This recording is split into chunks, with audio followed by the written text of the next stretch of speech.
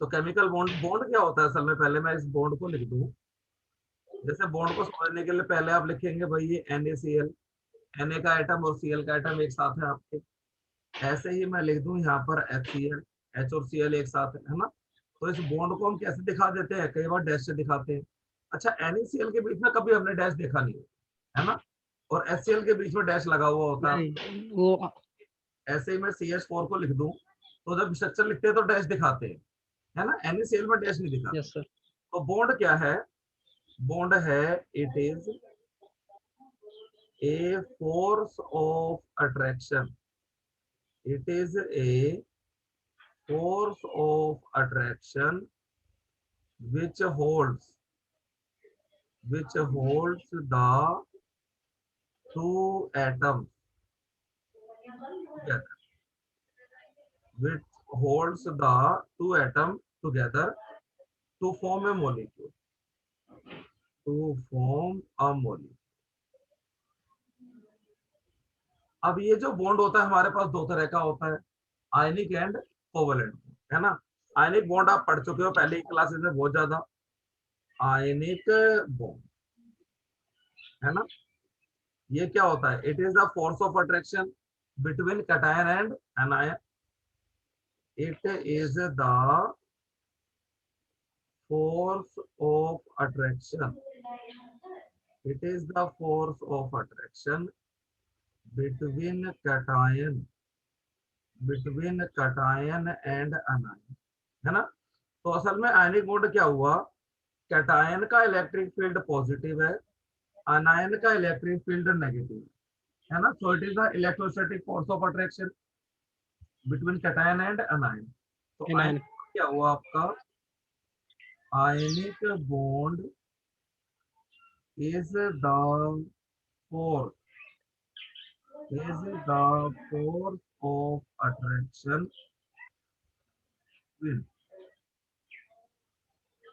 Ionic bond is the force of attraction between cation and anion.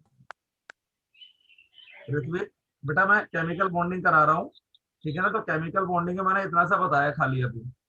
Chemical bonding में पहले बात आ जाती है आपकी बॉन्ड की।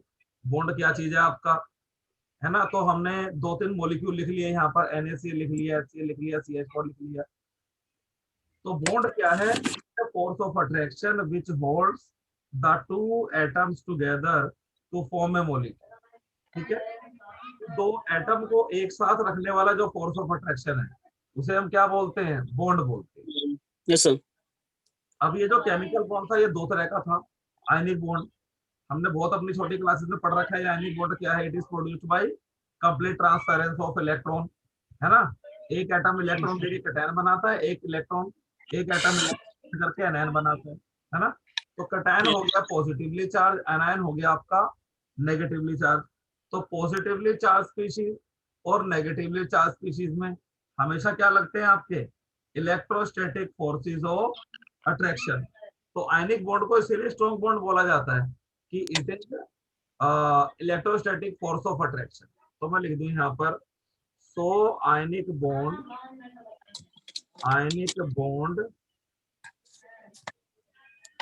may be regarded as electrostatic forces of attraction, electrostatic forces of attraction between cation and anion, between cation and anion, cation और ion के बीच में इलेक्ट्रोस्टैटिक फोर्सेस ऑफ अट्रैक्शन। इसके बाद आ जाता है आपका कोवेलेंट बॉन्ड। कोवेलेंट बॉन्ड ये भी आपको पता है ना, किससे बनता है, ये म्यूचुअल शेयरिंग से। It is produced by mutual sharing of electrons between two atoms, दो एटम्स के बीच में इलेक्ट्रॉन की शेयरिंग हो जाए आप। तो अब जो कोवेलेंट बॉन्ड है वो दो तरीके का होता है, ठीक है ना। Covalent bond it is of two type. First आता है आपका normal covalent bond. Normal covalent bond, ये बॉन्ड कैसे बनता है आपका? This bond is produced by, this bond is produced by mutual sharing of electrons between two atoms, यानी कि दोनों ही एटम डोनर है और दोनों ही एटम शेयर भी कर रहे हैं, है ना। यानी कि मैं लिख दूं यहाँ पर, it means both the atom are donors, both the atoms are donors and sharer, यानी कि दोनों ही इलेक्ट्रॉन डोनेट करते हैं और दोनों ही शेयर भी करते हैं। जैसे हम समझ लें यहाँ पर CH4 को, ये कार्बन है और इस कार्बन के 4 इलेक्ट्रॉन मैंने ये दिखा दिए यहाँ पर। अब बात कर दूं मैं हाइड्रोजन की, तो ये हाइड्रोजन है, उसका इलेक्ट्रॉन मैंने ऐसे दिखा दिया ग्रीन कलर से। ये हाइड्रोजन है, ये हाइड्रोजन है। तो देखिए यहाँ पर कितने बॉन्ड है आपके, देखिए एक बॉन्ड ये रहा, एक बॉन्ड आपका ये रहा, एक बॉन्ड आपका ये रहा। दोनों डोनेट कर रहे हैं और दोनों ही क्या कर रहे हैं, इसको शेयर भी कर रहे हैं ना। दोनों ही डोनेट कर रहे हैं और दोनों ही इसको क्या कर रहे हैं, शेयर भी कर रहे हैं, समझे। तो ये नॉर्मल कोवेलेंट बॉन्ड। ऐसे मैं लिख दूं यहाँ पर H2SO4 HOSOH और डबल बॉन्ड, यहाँ से ऑक्सीजन होता है आपका, यहाँ से डबल बॉन्ड ऑक्सीजन, समझाता हूँ मैं आपको अभी ये। चलिए अब थोड़े से इलेक्ट्रॉन की बात करते हैं। यहाँ पर H को तो मैं, ऑक्सीजन को मैं रेड से दिखा देता हूँ, ये ऑक्सीजन है, इनको मैं रेड से दिखा रहा हूँ। तो ऑक्सीजन के इलेक्ट्रॉन मैं ऐसे दिखा रहा हूँ और इस ऑक्सीजन का भी मैं ऐसे दिखा रहा हूँ। हाइड्रोजन का इलेक्ट्रॉन, हाइड्रोजन को इस कलर से दिखा लो, ये हाइड्रोजन का इलेक्ट्रॉन मैंने पिंक से दिखा दिया, ये हाइड्रोजन का इलेक्ट्रॉन मैंने पिंक से दिखा। सल्फर ग्रीन कलर से है, तो सल्फर के इलेक्ट्रॉन आप ऐसे दिखा दो, ये रहे, ये रहे, और ये रहा सल्फर का इलेक्ट्रॉन, ये रहा। ऑक्सीजन का रेड से दिखाना है, तो ऑक्सीजन का रेड से दिखा दो, ये रहे यहाँ पर, दिख रहे हैं आपको, है ना, बड़े आराम से विजिबल होंगे ये वाले, ये सब ये रहे आप, ठीक है ना। तो ऐसे शेयर हो रहे हैं आपके। तो देखो ये ऑक्सीजन और ऑक्सीजन और सल्फर शेयर कर रहे हैं इस बॉन्ड को, है ना। दोनों ने दिया और दोनों ने शेयर किया। यहाँ पे दोनों ने दिया और दोनों ने क्या किया, शेयर किया। यहाँ भी देखिए दोनों ने दिया और दोनों ने शेयर किया। यहाँ भी देखो दोनों ने दिया और दोनों ने शेयर किया, दोनों ने दिया और दोनों ने शेयर किया। तो ये सब क्या हो गए आपके नॉर्मल कोवेलेंट बॉन्ड, जहां पर दोनों ही डोनर होते हैं आपके और दोनों ही शेयर करते हैं। अब एक अलग टाइप का बॉन्ड आता है कोऑर्डिनेट बॉन्ड। एक और बॉन्ड आता है यहाँ पर कोऑर्डिनेट, कोऑर्डिनेट बॉन्ड, या इसी को हम क्या बोलते हैं, डेटिव बॉन्ड, या इसी को क्या बोलते हैं, डेटिव बॉन्ड बोलते हैं। ये क्या होता है, it is produced by donation of, मैं लिख दूं यहाँ पर, in here, here one atom, here one atom donates, donates a lone pair, donates a lone pair of electron, and this lone pair, and this lone pair of electron is shared by both the atom, by both the atom. For example, हम लोग cricket खेलने लग गए, तो contribute करके हमने क्या किया, 3-4 जनों ने पैसे मिलाए और ब्लेजर की बॉल खरीद के ले आए, खेलने लग गए। तो वहां तो सबने कंट्रीब्यूशन किया, सब शेयर कर रहे हैं। लेकिन एक ही लड़का बॉल बॉल लेके आए और खेले उससे सब, तो वो क्या हुआ, आपका कोऑर्डिनेट बोल हुआ। जैसे डैड आपका स्कूटर लेके आए, डैड आपका स्कूटर लेके आए, तो सारी सारी पेमेंट तो करी उन्होंने, लेकिन चला स्कूटर आप भी और आपके डैड भी चला रहे हैं, ठीक है ना। तो इसको क्या बोलते हैं फिर हम, कोऑर्डिनेट बोल। तो यहाँ पर क्या होगा, एक एटम डोनेट करेगा और शेयर आपके दोनों के दोनों करेंगे, and that will be shared by both the atom, ठीक है ना। दोनों क्या होंगे, आपके शेयर होंगे उससे। कैसे, देखिए यहाँ पर जैसे मैंने लिख दिया ओजोन, ये है आपका O3, इसको हम बोलते हैं ओजोन। तो ये एक ऑक्सीजन है, ये एक ऑक्सीजन है, ये एक ऑक्सीजन है। तो इन दोनों ऑक्सीजन के पास 6 इलेक्ट्रॉन्स हैं, है ना, ये रहे 6 इलेक्ट्रॉन। ऐसे ही इसके पास भी 6। तो ऑक्सीजन को तो 8 चाहिए अपना ऑक्टेट कंप्लीट करने के लिए, है ना। तो देखिए यहाँ से ये 2 इलेक्ट्रॉन ऑक्सीजन ने शेयर कर लिए, है ना। ये देखिए यहाँ से ये शेयर कर लिए, इस ऑक्सीजन के भी 8 हो गए। ये ऑक्सीजन फर्स्ट लिख दूं मैं, ये ऑक्सीजन सेकंड, ये ऑक्सीजन थर्ड। तो देखिए ध्यान से, इस वाली ऑक्सीजन के भी 8 इलेक्ट्रॉन हो गए, इसके भी 8 हो गए। 6 तो ये ब्लू वाले हैं और 2 ये आ जाएंगे इसके पास, और ऐसे इन दोनों के 8 हो गए, तो दोनों का ऑक्टेट कंप्लीट हो गया। लेकिन ये जो तीसरा ऑक्सीजन है, इसका तो ऑक्टेट कंप्लीट नहीं है। ये देखिए इसके 6 इलेक्ट्रॉन, इसको 2 इलेक्ट्रॉन चाहिए, और दोनों का ऑक्टेट कंप्लीट है। तो यहां से तो इस ऑक्सीजन के 2 इलेक्ट्रॉन ये शेयर नहीं कर सकता, क्योंकि फिर इसके पास 8 से ज्यादा हो जाएंगे। तो होता क्या है, यहीं से ये इलेक्ट्रॉन पेयर डोनेट करता है, ठीक है ना। इस ऑक्सीजन ने, सेकंड नंबर वाली ऑक्सीजन ने इलेक्ट्रॉन पेयर डोनेट कर दिया ऑक्सीजन को। और देखिए अब इस ऑक्सीजन के हो गए 8 इलेक्ट्रॉन, ये देखो इस ऑक्सीजन के 8 इलेक्ट्रॉन्स हो गए, ठीक है ना। और इस ऑक्सीजन के तो पहले से ही 8 थे, ये देखो, और इस ऑक्सीजन के भी 8 हो रखे हैं। तो ये एक डेटिव बॉन्ड है। तो अगर मैं स्ट्रक्चर बनाऊं इसका, तो स्ट्रक्चर ऐसे हो, दिख रहा है आपको, ये दोनों, ये डबल बॉन्ड जो है, ये दोनों नॉर्मल कोवेलेंट बॉन्ड है, और एरो वाला क्या होता है आपका, कोऑर्डिनेट बॉन्ड। समझ गए इस चीज को,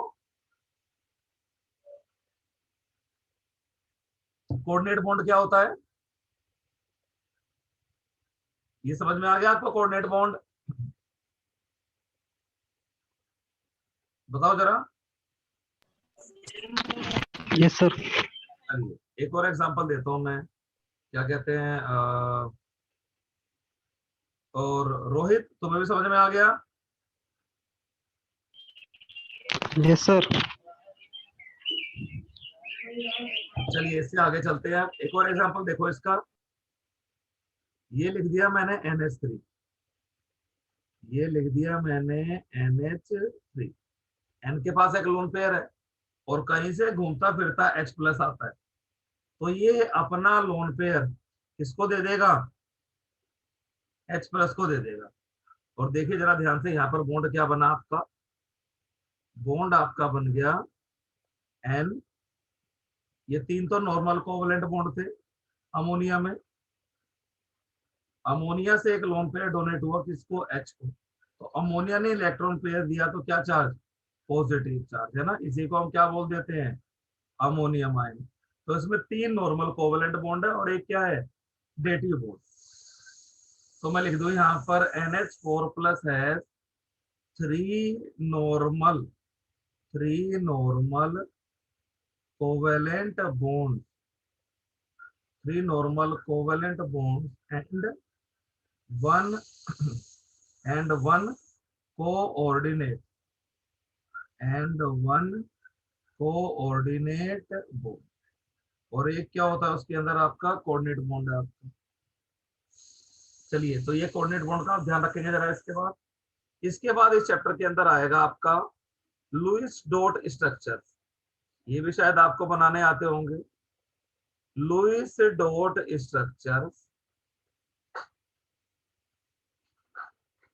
लुईस डॉट स्ट्रक्चर्स, और मैं लिख दूं यहां पर they are truly based on octet rule, they are truly based based upon octet. ये पूरे के पूरे किसके ऊपर बेस्ड है भाई? ऑक्टेट रूल पे, है ना। They are truly based on octet rule. इसमें हमें बॉन्ड नहीं दिखाना होता, सिर्फ हर एक एटम के 8 इलेक्ट्रॉन हम पूरे कर देते हैं बाई शेयरिंग। जैसे देखिए यहाँ पर एक मॉलिक्यूल आ गया आपका PCl3, चलिए इनके बनाते हैं हम PCl3। एक हम लिख देते हैं यहाँ पर H3PO4, एक हम लिख देते हैं यहाँ पर CO2, ठीक है। इन तीनों के लुईस डॉट स्ट्रक्चर हम लिखते हैं यहाँ पर। तो फॉस्फोरस के वैलेंस इलेक्ट्रॉन कितने होते हैं भाई? 5 होते हैं ना, 1 2 3। चलिए क्लोरीन को लिखते हैं यहाँ पर हम, क्लोरीन। तो क्लोरीन के वैलेंस इलेक्ट्रॉन होते हैं बेटा 7। तो देखिए 1 2 3 4 5 6 7, 1 2 3 4 5 6 7। तो जरा ध्यान देना यहाँ पर, क्लोरीन के पास इलेक्ट्रॉन है 7, लेकिन शेयर वो एक ही करेगा और अपना ऑक्टेट कंप्लीट कर लेगा, है ना। तो क्लोरीन के 6 इलेक्ट्रॉन क्या रहेंगे? अनशेयर्ड। तो ये जो क्रॉस वाला इलेक्ट्रॉन पेयर है ना बेटा, इसको बोलते हैं अनशेयर्ड इलेक्ट्रॉन पेयर। और इसी अनशेयर्ड इलेक्ट्रॉन पेयर को क्या बोला जाता है? लोन पेयर, ठीक है ना। देखिए यहां से क्लोरीन का ऑक्टेट कंप्लीट हो गया, और यहां से इस क्लोरीन का भी ऑक्टेट कंप्लीट। क्लोरीन के 8 हो गए। अब फास्फोरस को अपने 8 करने हैं, तो 5 पिंक तो मुझे दिख ही रहे हैं ये, और एक एक ब्लू वाला आ गया आपका, तो 8 हो गया। तो देखिए यहां से ये कैसे, तो लुईस डॉट स्ट्रक्चर जब भी आप बनाओगे तो आपको क्या करना है? हमेशा सेंट्रल एटम का ऑक्टेट कंप्लीट करना। समझ में आ गया ये वाला स्ट्रक्चर? बताओ, ठीक है, हो गया ना ऑक्टेट कंप्लीट। चलिए अगला मॉलिक्यूल,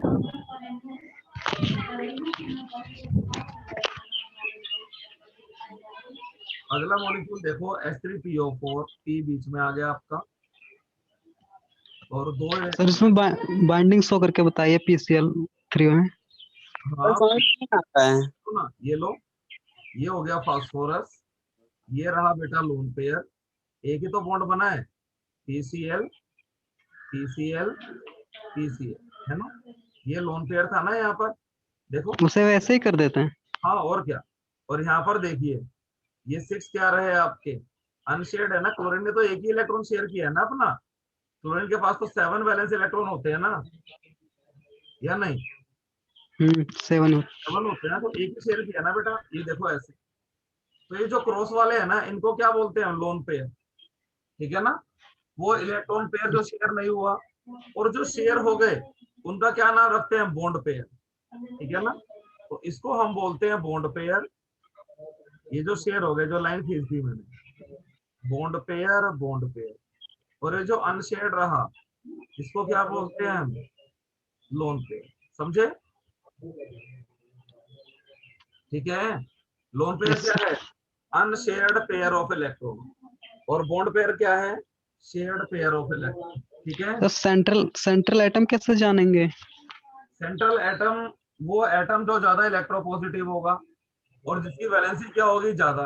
क्लोरीन की तो वैलेंसी 1 ही होती है ना, क्लोरीन की वैलेंसी तो सर 1 ही होती है, तो वो सेंटर में कैसे आएगा? बताओ जरा। सेंटर में तो वो आएगा ना भाई जो चारों तरफ बॉन्ड बना सकता हो। तो सेंट्रल एटम क्या होता है? Full valence.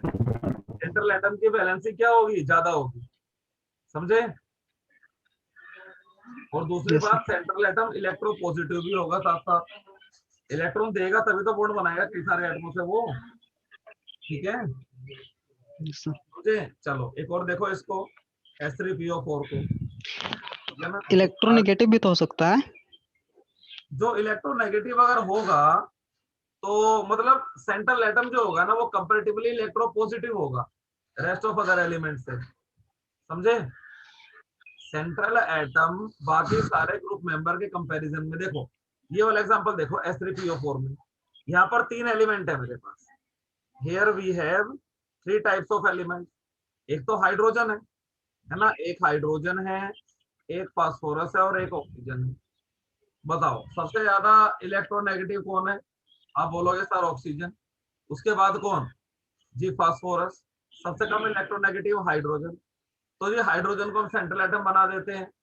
हाइड्रोजन को अगर मैं सेंट्रल एटम बनाऊं तो हाइड्रोजन की वैलेंसी तो एक ही होती है, तो हाइड्रोजन तो सिर्फ एक ही बॉन्ड बनाता है ना आपका, तो ये सेंट्रल एटम कैसे हो जाएगा ये? इसलिए सेंटर में किसको रखेंगे हम? फॉस्फोरस को। समझे? समझे बात आई? फास्फोरस के पास 5 वैलेंस इलेक्ट्रॉन है ना, तो ये ज्यादा बॉन्ड बना सकता है आपका। Yes sir. ठीक है, तो फास्फोरस को हमने सेंटर में रख दिया। अब अगला क्वेश्चन आता है इसके अंदर कि भाई बॉन्ड किसका बना है? फास्फोरस और हाइड्रोजन का बना है या ऑक्सीजन और हाइड्रोजन का बना है? तो इन तीनों में से सबसे ज्यादा इलेक्ट्रोनेगेटिव कौन है? ये वाला ऑक्सीजन। यानी कि ऑक्सीजन फास्फोरस से भी इलेक्ट्रॉन लेगा और हाइड्रोजन से भी इलेक्ट्रॉन लेगा।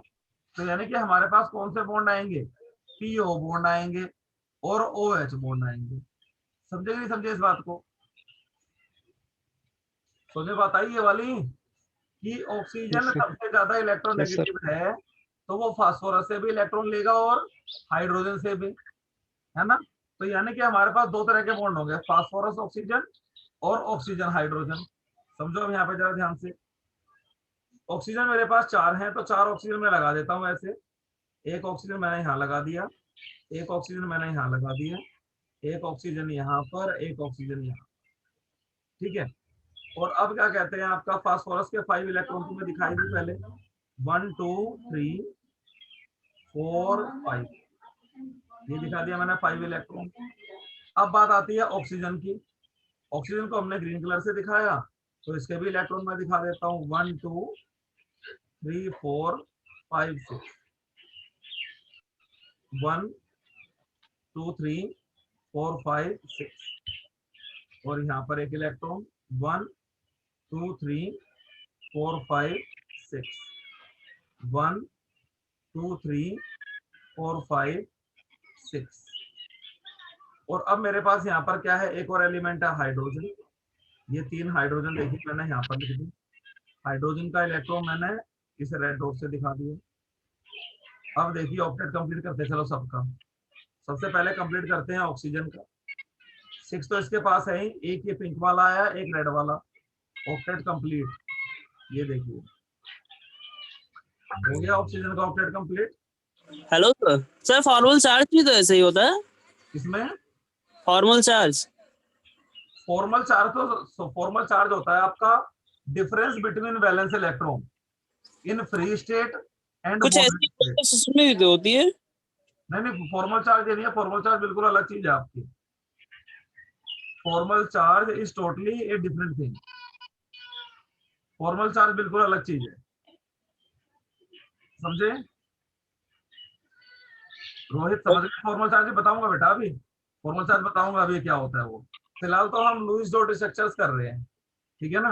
अब देखो इस वाले ऑक्सीजन का ऑक्टेट कंप्लीट कर रहा हूं मैं। ये देखो ये ऑक्टेट कंप्लीट कर दिया मैंने, और यहाँ पर मैंने इसका ऑक्टेट कंप्लीट कर दिया। ये ऑक्टेट कंप्लीट कर दिया,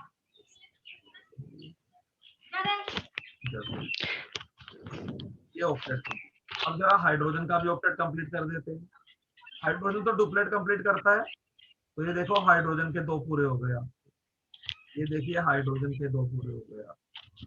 ये देखो हाइड्रोजन के 2 पूरे हो गए, ठीक है।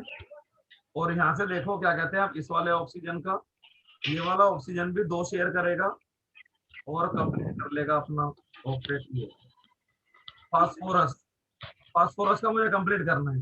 5 तो है ही, 3 इन ऑक्सीजन का एक एक ले लेते हैं हम, और फास्फोरस का ऑक्टेट भी कंप्लीट हो जाएगा। देखो ये फास्फोरस का ऑक्टेट कंप्लीट कर रहा हूँ।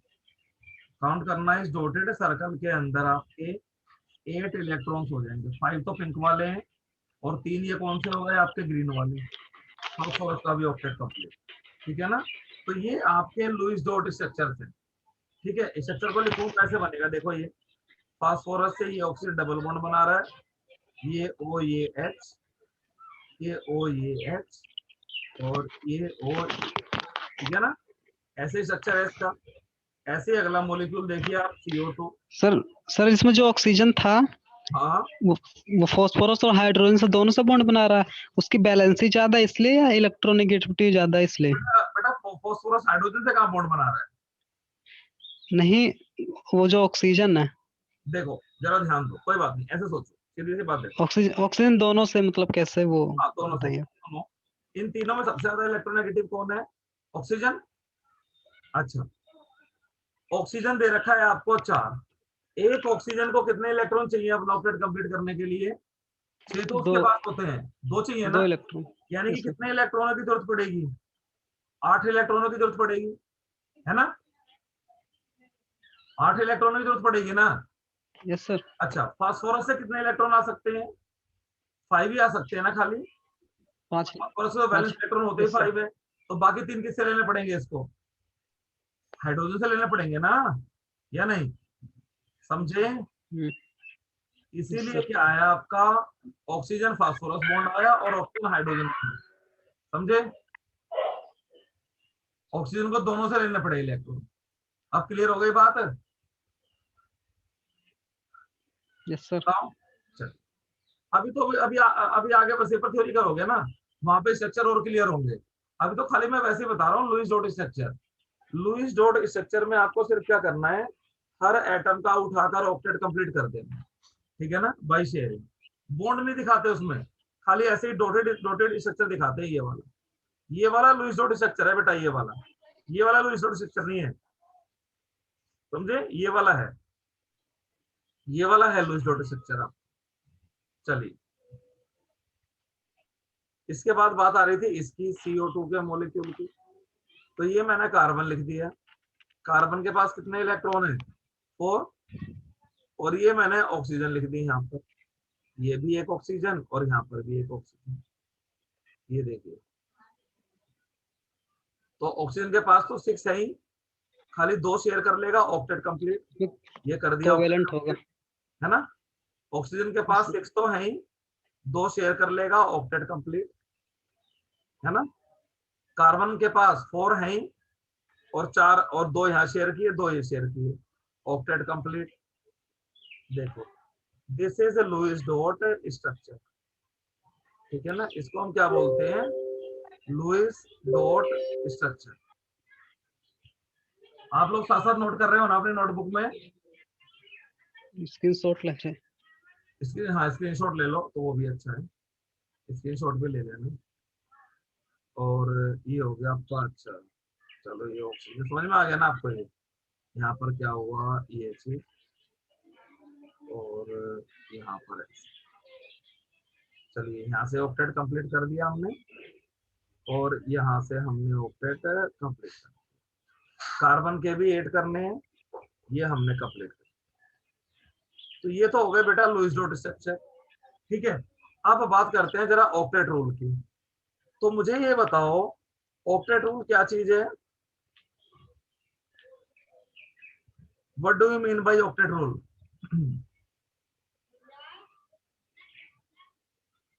बताओ।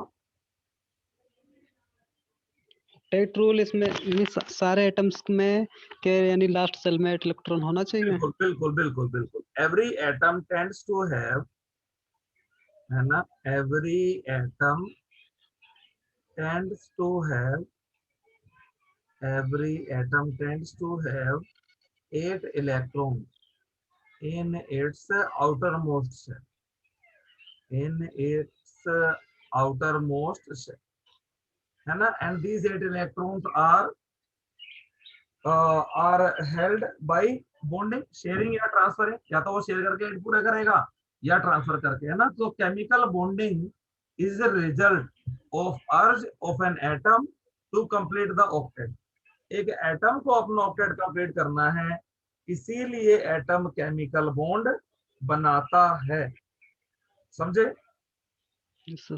तो अब मुझे बताओ, क्या कहीं पर ऑक्टेट रूल का वोलेशन होता है? बताओ ऑक्टेट रूल का वॉयलेशन, या मैं लिख दूं यहां पर limitation, limitation of octet rule, octet rule की लिमिटेशन। बताओ ऐसा कहीं आपने पढ़ा हो जहां पर ऑक्टेट रूल फॉलो ना हो रहा हो और तब भी कंपाउंड बन रहा हो? ऐसे कुछ कंपाउंड्स जिसमें ऑक्टेट रूल फॉलो नहीं हो रहा हो,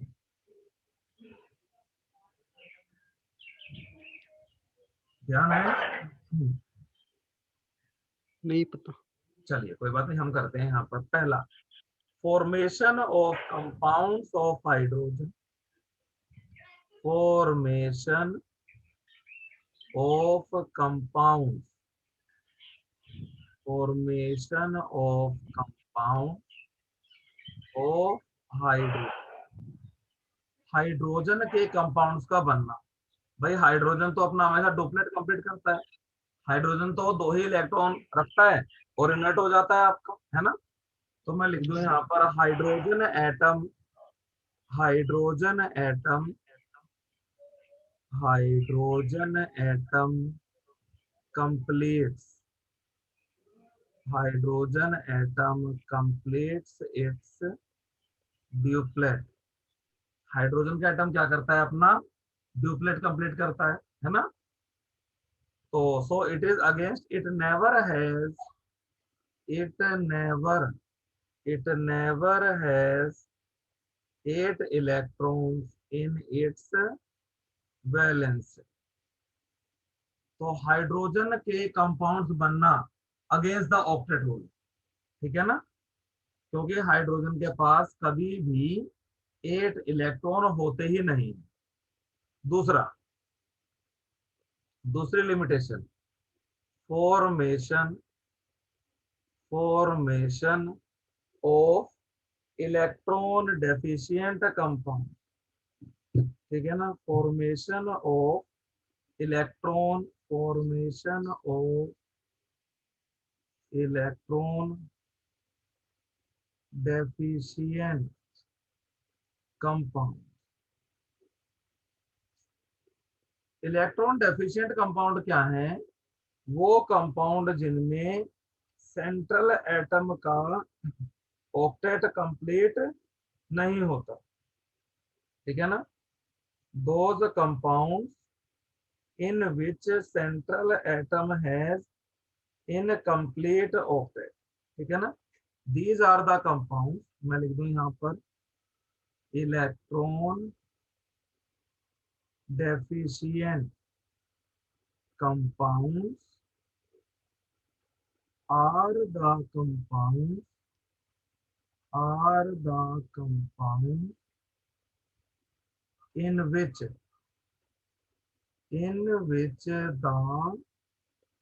central atom, in which the central atom has incomplete octet, यानी कि वो कंपाउंड्स जिनमें सेंट्रल एटम के पास 8 इलेक्ट्रॉन्स नहीं होते। देखिए जरा, मैं लिखता हूं यहां पर कंपाउंड AlCl3, BeCl2 और BF3। देखो मैं AlCl3 की बात करूं, एल्यूमिनियम, एल्यूमिनियम के पास बेटा 3 इलेक्ट्रॉन होते हैं, ये रहा बैलेंस, है ना? और यहां से मैंने लिख दिया Cl, Cl, Cl से एक एक शेयर किया इसने और Cl। तो देखिए जरा कितने हुए एल्यूमिनियम के पास? 8 नहीं हुए ना? 3 ब्लू वाले और 3 ग्रीन वाले, 60 तो हुए नहीं? देखो जरा, एल्यूमिनियम का ऑक्टेट कंप्लीट नहीं हुआ ना? बताओ।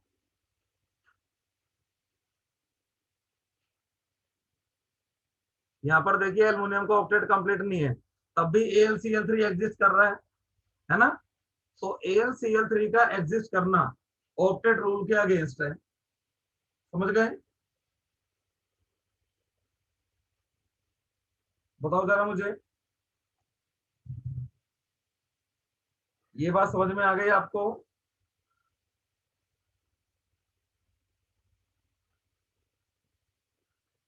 बोलो।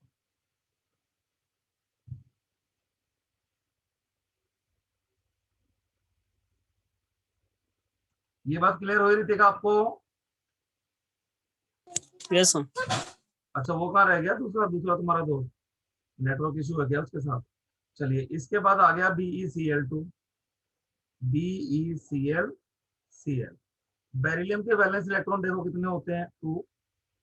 और चलिए क्लोरीन को मैं ब्लू से दिखा देता हूँ। ये Cl, ये देखो, तब भी बेरिलियम का ऑक्टेट कंप्लीट नहीं हुआ। बेरिलियम के पास तो कितने हुए, सिर्फ 4 ही हुए ना। 2 अपने ग्रीन वाले और 2 अपने कौन से, ब्लू वाले, है ना। तो यहाँ भी ऑक्टेट कंप्लीट नहीं है। ऐसे ही मैं बात करता हूँ BF3 की। ये बोरॉन हो गया आपका। बोरॉन के वैलेंस इलेक्ट्रॉन भी 3 होते हैं। और यहाँ पर मैंने लिख दिया फ्लोरीन।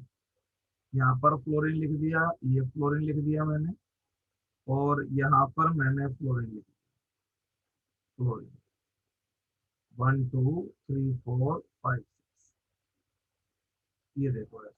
तो देखो बोरॉन का यहाँ भी ऑक्टेट कंप्लीट नहीं हुआ। Here the boron has incomplete octet. 3 blue वाले हैं और 3 ये रेड वाले हैं, 6। तो इनको क्या बोलते हैं हम, इलेक्ट्रॉन डेफिशिएंट कंपाउंड। और इनके लिए एक बहुत कॉमन वर्ड यूज होगा। आप लोग तो 12th पास हो, तो ऑर्गेनिक में आपने ये लुइस एसिड नाम की चीज बहुत सुनी होगी, जब इलेक्ट्रोफिलिक सब्स्टिट्यूशन कर रहे थे आप, है ना, लुइस एसिड। तो ये वो चीज है आपकी। चलिए, इसके बाद आता है आपका formation of hypervalent compound. तीसरा पॉइंट आता है आपका formation of hypervalent compound. ये हाइपर वैलेंट कंपाउंड्स क्या होते हैं? इन कंपाउंड्स में सेंट्रल एटम के पास 8 से ज्यादा इलेक्ट्रॉन होते हैं। In these compounds the central atom, these compounds, these. Hello sir. हाँ बोलो बेटा, बोलो।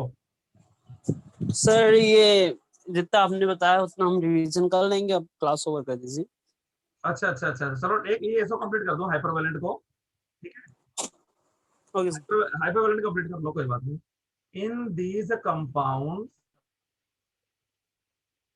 The central atom, the central atom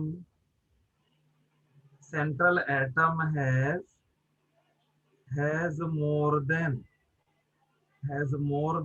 8 electrons, more than 8 electrons around it। ठीक है ना, उसके पास 8 से ज्यादा इलेक्ट्रॉन होते हैं। कैसे, देखिए जरा, यहाँ पर एग्जांपल लिखता हूं मैं, यहाँ पर PCl5 और चलिए H2SO4 को भी, बस ये एक्सप्लेन कर देता हूँ दोनों, फिर आपकी क्लास ओवर हो जाएगी। तो देखिए सेंटर में लिख दिया मैंने फास्फोरस। बेटा इसके 5 इलेक्ट्रॉन्स हैं, 1 2 3 4 5। ठीक है, अब एक एक क्लोरीन से ये शेयर करेगा, तो क्लोरीन को मैंने ये दिखा दिया है यहाँ पर। ये क्लोरीन का इलेक्ट्रॉन ब्लू वाला दिखा दिया मैंने, और क्लोरीन के पास 7 होते हैं, तो मैंने ऐसे दिखा दिया।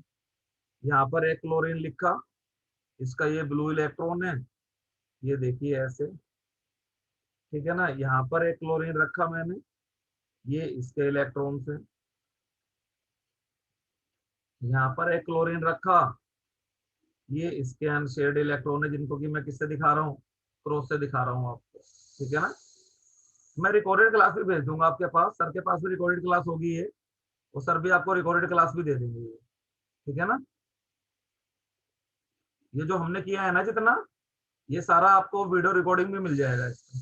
तो देखिए जरा ध्यान से, यहाँ पर फास्फोरस के पास देखो 5 तो ये रेड वाले हैं, और ये देखिए जरा ध्यान से 5 ये ब्लू वाले दिख रहे हैं। ये देखो भाई, पांचों क्लोरीन से शेयर कर रहा है ना। तो देखिए यहाँ जरा फास्फोरस के पास 10 इलेक्ट्रॉन्स हो गए, देखो ये तो ऑक्टेट रूल के अगेंस्ट हो गया ना आपका। देखो जरा, समझ आई बात ये वाली? क्लियर हुई बेटा बात ये वाली दोनों को, है ना? एक और देखो H2SO4 को मैं लिख देता हूं यहाँ पर सल्फर, सल्फर के इलेक्ट्रॉन मैं इधर लिख रहा हूं, ये देखिए सल्फर के 6 इलेक्ट्रॉन लिख दिया। ऑक्सीजन को लिख रहा हूं मैं ग्रीन कलर से, ये ऑक्सीजन है, ये ऑक्सीजन के इलेक्ट्रॉन है, ये ऑक्सीजन, यहाँ पर ऑक्सीजन लिख रहा हूं मैं, ये ऑक्सीजन के इलेक्ट्रॉन है, यहाँ पर ऑक्सीजन लिख रहा हूं, ये ऑक्सीजन के इलेक्ट्रॉन है, और ये, और अब मैं H को लिख दे रहा हूं यहाँ पर, H को इस कलर से लिख दो, H डॉट और H डॉट। तो जरा ध्यान दो यहाँ पर, एक और ऑक्सीजन लिखना था, ग्रीन से ये लिख दिया मैंने यहाँ पर, ये ठीक है। तो अब देखो सल्फर के पास कितने हो रहे हैं बेटा, जरा ध्यान देना इसमें। मैं सर्कल, सल्फर के लिए मैं रेड वाला सर्कल लगा रहा हूँ। तो सल्फर के देखिए 6 तो ये रेड वाले हैं ही, 6 और 2 8 और 1 9 और 2 11 और 1 12। सल्फर के बगल में यहाँ पर कितने इलेक्ट्रॉन हो गए, देखिए 12। तो H2SO4 का बनना भी ऑक्टेट रूल के अगेंस्ट है। समझ रहे हो आप इस बात को? देखो का तो 8 हो रहा है यहाँ से, ये तो देखो ऑक्सीजन का तो ऑक्टेट कंप्लीट है, बट सल्फर का ऑक्टेट कंप्लीट नहीं, ठीक है ना। सल्फर का ऑक्टेट क्या है, ओवर कंप्लीटेड है। ऑक्सीजन का देखिए यहाँ पर कंप्लीट है आपका, मगर सल्फर के पास 8 से ज्यादा इलेक्ट्रॉन। समझ गए इस बात को आप? बोलो, क्लियर हुआ पॉइंट ये? तो इनको बोलते हैं हाइपरवैलेंट कंपाउंड, वो कंपाउंड जिनमें सेंट्रल एटम के पास 8 से ज्यादा इलेक्ट्रॉन हो, और इलेक्ट्रॉन डेफिशिएंट वो जिनमें सेंट्रल एटम का ऑक्टेट कंप्लीट ना हो। ठीक है बेटा? चलिए, तो अब ये क्लास ओवर कर देते हैं आपकी, ठीक है। अब आप लोग अपना बढ़िया से रिवाइज कर लेना, ठीक है? ओके बेटा। नहीं कर सकते? हाँ बोलो बेटा, क्या कह रहे हो? टाइम थोड़ा चेंज नहीं कर सकते? एक सेकंड मैं स्क्रीन दोबारा शेयर कर रहा हूँ, 1 मिनट, ठीक है ना। एक बार स्क्रीन में शेयर कर दूं। हाँ बोलो, क्या कह रहे हो? सर टाइम पूछ रहे थे, थोड़ा चेंज नहीं हो सकता? हाँ बिल्कुल टाइम चेंज हो जाएगा। बताओ कौन सा टाइम सूट करेगा आप लोगों को?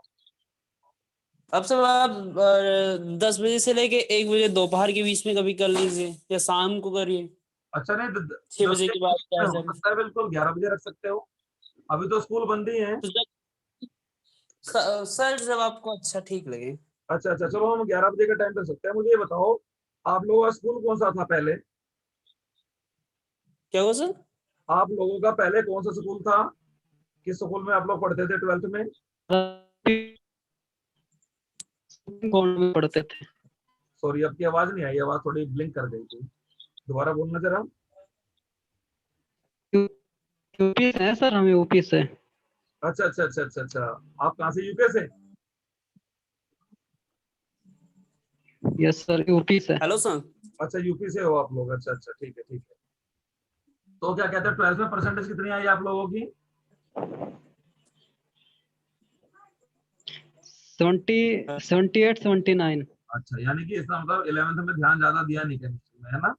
सारा तो बेसिक 11th ही है, 11th की जो केमिस्ट्री है वही आपका सारा बेसिक है, पूरा का पूरा। 12th में तो खाली उसका एप्लीकेशन है सारा का सारा। केमिस्ट्री पे ध्यान नहीं दिया। चलो आप लोग सर से बात कर लेना, हम लोग 11 बजे का टाइम रख लेंगे, ठीक है ना, कोई दिक्कत नहीं है उसके अंदर, ठीक है। Okay okay bye. Okay okay bye. Bye.